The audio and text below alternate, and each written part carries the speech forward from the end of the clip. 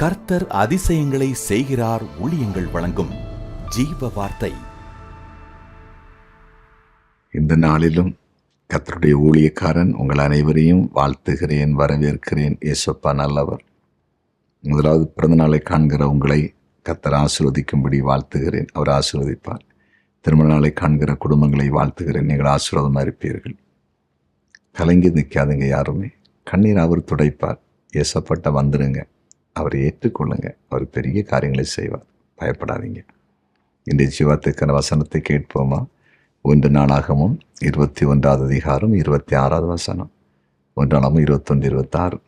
அங்கே கர்த்தருக்கு ஒரு பலிபீடத்தை கட்டி சர்வாங்க தகன பலிகளையும் சமாதான பலிகளையும் செலுத்தி கர்த்தரை நோக்கி விண்ணப்பம் பண்ணினான். அப்பொழுது அவர் வானத்திலிருந்து சர்வாங்க தகன பலிபீடத்தின் மேல் இறங்கின அக்கினியினால் அவனுக்கு மறு உத்தரவு கொடுத்ததுமல்லாமல், பாருங்க, தாவீது பலி செலுத்தி கர்த்தரை நோக்கி விண்ணப்பித்த போது மறு உத்தரவு வருது. எப்படி வருது? அக்கினி இறங்கி வருது பலிபீடத்தில். அந்த அக்கினி தான் தேவன் பதில் கொடுத்ததுக்கு அடையாளம். இந்த ஜீவார்த்தின் தலைப்பு மறு உத்தரவு வரும்.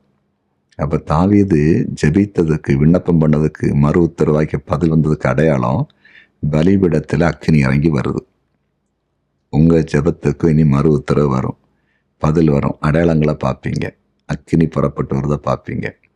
சில அதிசயமான கிரிகளை பார்ப்பீர்கள். பதில் வரப்போகிறது. நம்முடைய ஆண்டவர் ஜெபத்தை கேட்கிறவரும் ஜெபத்துக்கு பதில் கொடுக்கிறவருமாய் இருக்கிறார்.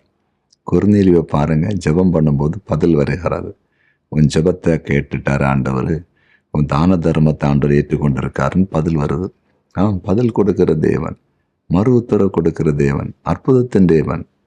புரியுதா உங்களுக்கு? என்னை நோக்கி கூப்பிடு, நீ அறியாத எட்டாதமான பெரிய காரியங்களை உனக்கு அறிவிப்பேன் அப்படின்னு சொல்லியிருக்கிறார். 33:3. அப்படின்னு அர்த்தம் என்னது? நீ கூப்பிட்டா பதில் கொடுக்கிற ஒரு வல்லமையுள்ள தெய்வம். என்னால் பதில் கொடுக்க முடியும், மறு உத்தரவு கொடுக்க முடியும்னு ஆண்டவர் பேசுகிறாரு. புரிந்து கொண்டீர்கள்? அப்படிப்பட்ட ஒரு ஆண்டவர் தான் நம்ம ஆராதிக்கிறோம்.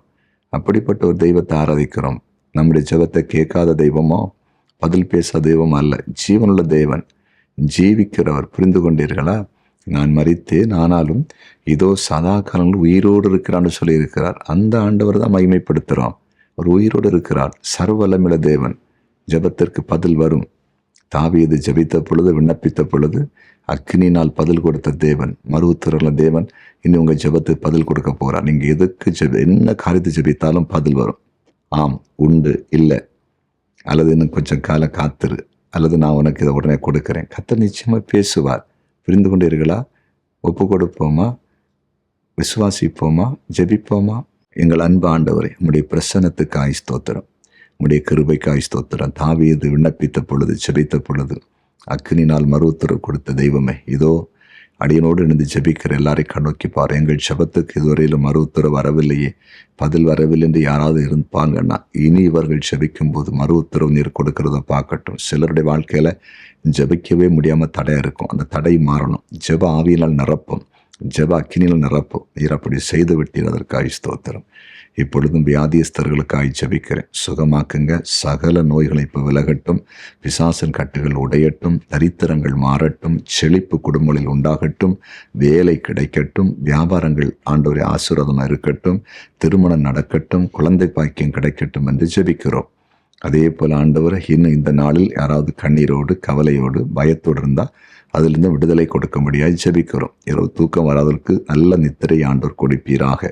கர்த்தருக்கு ஊழியம் செய்கிற தேவ பிள்ளைகளை அளவில்லாமல் நீர் ஆசீர்வதிக்கும்படியே ஜெபிக்கிறேன். அவர்களுக்கு கொடுத்த வாக்குத்தத்தங்கள், தரிசனங்கள் எல்லாம் நிறைவேறட்டும் என்று ஜெபிக்கிறேன். எழுப்புதலுக்காய் ஆண்டவர் அனைவரையும் பயன்படுத்துவீராக. ஜெபத்தை கேட்டீர். ஸ்தோத்திரம். இயேசுவின் நாமத்தில் பிதாவே. ஆமென், ஆமென், ஆமென்.